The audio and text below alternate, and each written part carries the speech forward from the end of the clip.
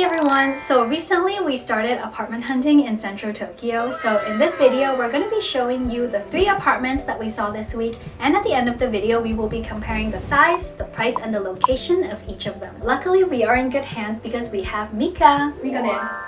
Mika is our friend here in Tokyo, and she's also an English-speaking real estate agent. She's going to be guiding us through this entire process. So if you are looking for a place in Tokyo, we definitely recommend contacting Mika, and we will have her information in the description box down below. Our budget is around 1,000 USD per month, which is around 150,000 yen per month. So if you're thinking about moving to Tokyo, or if you're just curious to know what you could get with this amount of money, then keep on watching. Without further ado, let's look at the first apartment that we viewed.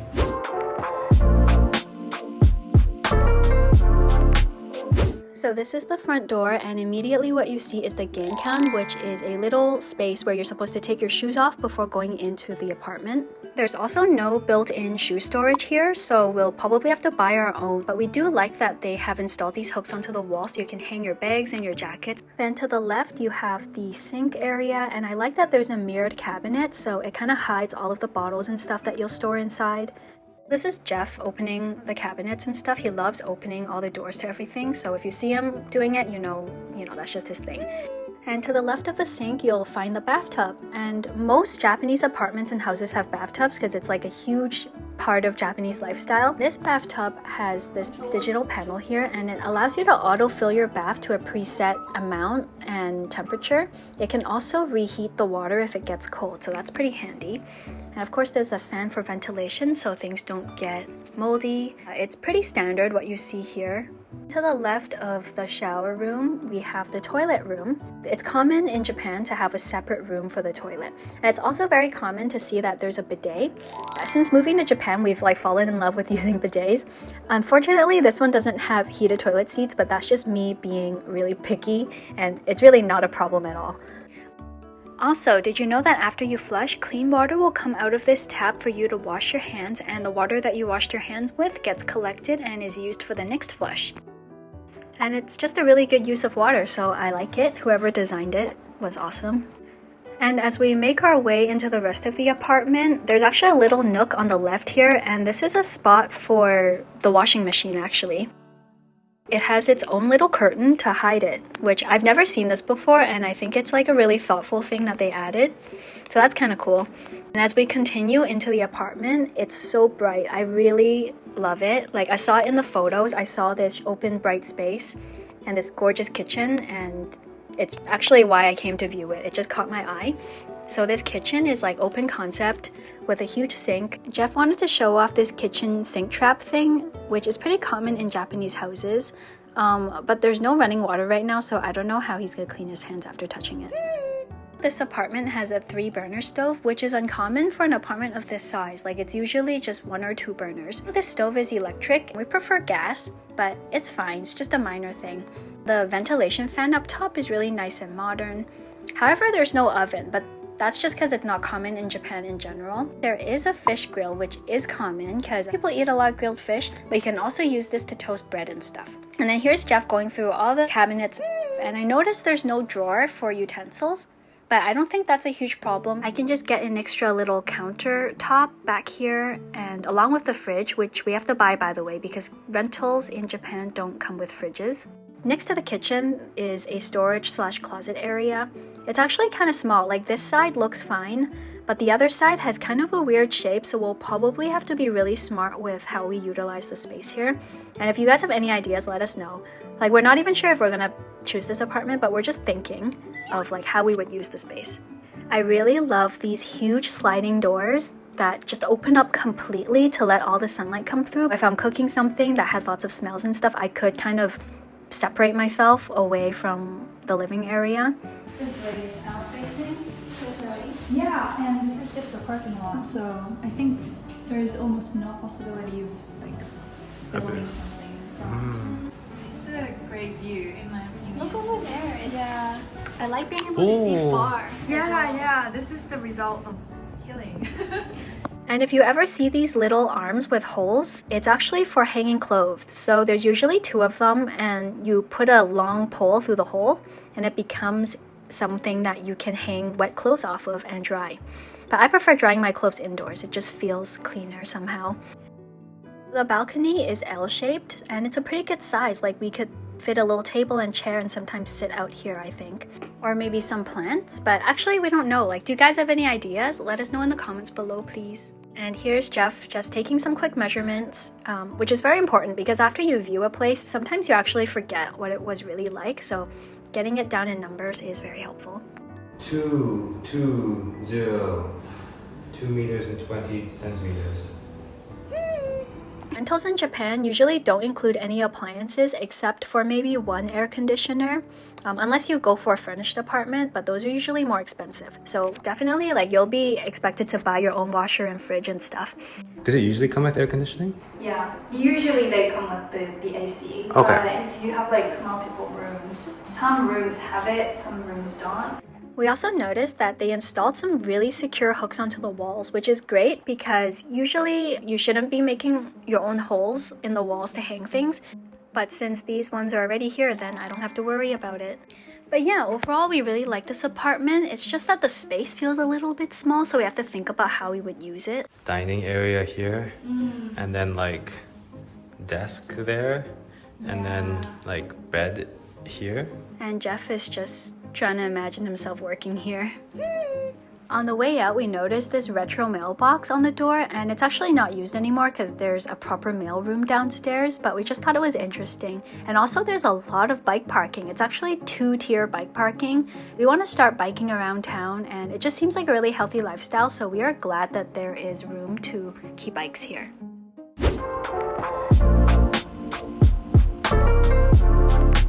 This house that we're looking at is, yeah, it's a house and it's split into multiple floors, and each floor is a separate unit. And this is on the second floor. It's really new. I think it might be entirely new. And the ganghan is pretty spacious. The entranceway is awesome. It's almost like a little mudroom situation with places to hang your jackets, put bags. It's got plenty of storage for shoes. Definitely don't have to worry about buying your own cabinets and stuff here.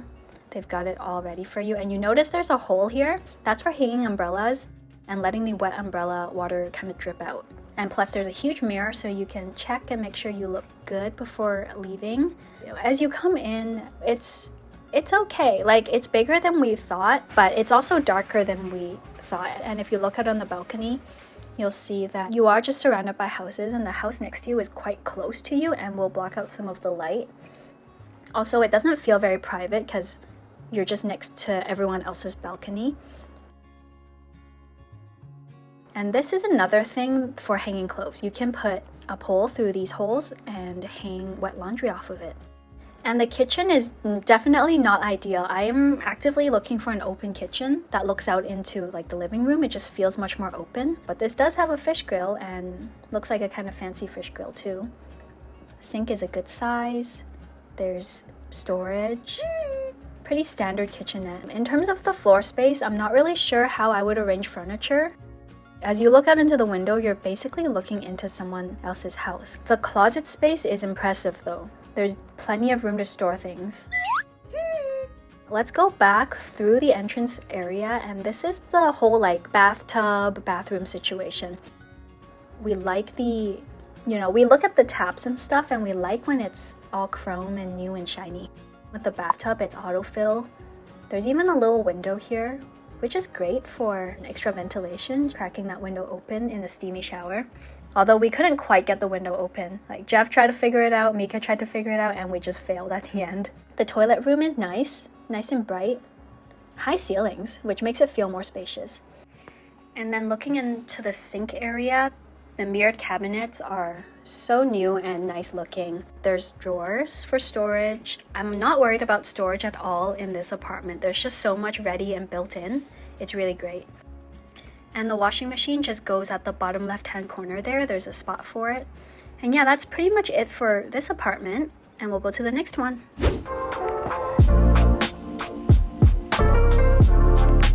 This next apartment that we're going to see is also inside a house, and this one is actually on the 3rd floor. So you come in through the Genkan here. Next to it, there is a walk-in storage space, which is a pretty good size. There's also this under the floor compartment where you can store non-perishables like pickles and stuff, and this is relatively common in Japanese houses. Next, we're going to go up the stairs to the 3rd floor. These stairs are private, so it's just for the tenant that will be living here. The stairs felt really long and steep and narrow actually. And it leads up to 3 doors on the left. The furthest door is the toilet room, and this is where we came across the first issue, which is No bidet. No bidet. However, the toilet still has the hand washing feature up top where it collects the water for flushing. But yeah, shocking that there's no bidet. Next door over is the sink and also the shower room. And I noticed right away that above the sink there's no mirrored cabinet. It's kind of just open storage, which I imagine would get messy quite quickly. This corner is where the washing machine would go, and it's a bit dirty because the previous tenants just moved out 2 days ago and the professional cleaners hadn't come around yet. The shower room is pretty standard. Nothing in here really stands out to me. It's just a shower and a bathtub. Back in the corridor, the door closest to your left is actually this storage closet. They've allocated quite a bit of room for storage in this apartment. As you continue in, this is the living room. To the left is the kitchen. Lots of storage space here as well, and it looks like Mika also enjoys opening all the cabinets and drawers. There's some overhead storage as well. The stove is a 3-burner stove, gas stove as well. But wait, before I open the fish grill, be warned, you might get grossed out. Yep, we were definitely not expecting that. Anyways, this kitchen is like a semi-open concept. There's a little window that looks out. It's definitely not my ideal kitchen, but it's workable and it's big. And overall, I think the space is just a really good shape. It's easy to arrange furniture around it. And then coming into the bedroom, it's also very straightforward, like a rectangular room. It's kind of dark in here because the ceiling lights were uninstalled. The balcony is very small. I'll probably never use it. Closet size is not bad. There is this escape ladder in there, which I think is like a legal requirement for them to have. And then up on the ceiling, this is where you're supposed to install your own ceiling lights. One thing I did notice about this unit is that one of the main windows actually looks into someone else's balcony and sort of into their unit, which is a little bit awkward, but the other window is okay. You can actually see kind of far. I like to take breaks from the computer and look outside, and I like looking far. And this is me jumping because this is a wooden building, and I just want to make sure that the floors were pretty solid and we wouldn't easily be disturbing neighbors downstairs. One thing we realized after viewing this apartment is that we don't prefer having to go up and down stairs like these every day, especially if we were to live on the 3rd floor. And that's why it's so important to see these places in person and really imagine yourself living in them. So those were the 3 apartments that we saw this week, and here is a comparison and recap of all of them. So the first apartment was located in Ikejiri, Ohashi, which is actually right next to Shibuya where Jeff works. It's super convenient, like 1 station away by train, or it's a short bus ride, or Jeff could even bike to work. It's also next to some other really great neighborhoods that we'd love visiting on the weekends. In terms of convenience, the apartment is a 15-minute walk from the nearest train station, which by Tokyo standards, central Tokyo standards, is kind of far, but for us it's not a problem because we want to bike more anyways. The apartment is 37 square meters, which is a bit smaller than what we were hoping for. However, because the layout is so open and so usable, like it's just like one big square, we don't really mind. It's not really a deal breaker for us at this point. Also, the kitchen is chef's kiss. Although one thing, the entryway storage is lacking, and also the closet is kind of small. The rent for this apartment is 139,000 yen per month, not including utilities, and for upfront moving in costs, there is 1 month deposit, 1 month of key money, and half a month of guarantor fee. And that's pretty standard for moving in Japan. And for the second apartment, it was located in Kichijoji, which is a bit further away from Jeff's work. It's like a 30-minute train ride to get into Shibuya. However, it's a really nice neighborhood, and it's often ranked as the best place to live in Tokyo. That apartment was a 15-minute walk from the train station, and taking the train is realistically the only way that Jeff would be getting to work. The size of that apartment was 41 square meters, so it's okay. It's bigger than the first one. The layout was kind of hard to use. We tried to think about how we would arrange furniture, and we just couldn't think of, for example, how we would put a dining table without it weirdly blocking something else. Also, it's like a kitchenette that faces the wall, which is specifically something that I was trying to avoid. And there seemed to be a lack of natural sunlight coming in through the windows. However, the bathroom and the entryway was really nice. And the monthly rent for that apartment is 150,000 yen per month, not including utilities. And there's 1 month deposit, 2 months key money, and half a month of guarantee fee. And for the third apartment we saw, it was actually back in Ikejiri, Ohashi, which again is really close to Jeff's work. It's a 20-minute walk from the train station, which is really pushing it even for us. However, we wanted to view this place because on paper it sounded kind of good. The size of this apartment was 64 square meters, which is really big for central Tokyo and at the budget that we're looking at.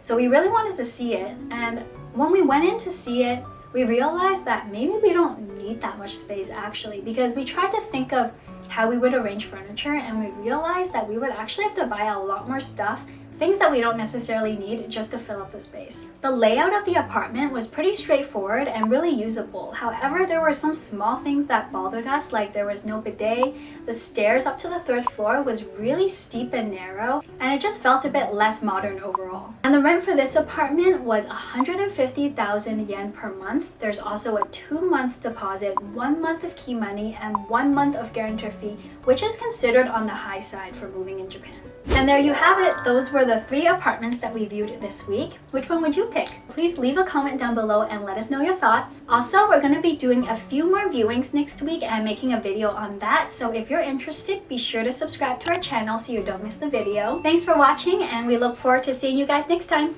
Bye! Difficult. Apartment hunting is not easy. Yeah. Oh, fun. Yeah, It's fun, especially with Mika. She makes it feel easier, I think. Yeah. Mika I know this. what I'm doing. Mika-san. Mika-san. Mika sensei. Hi. 先生です。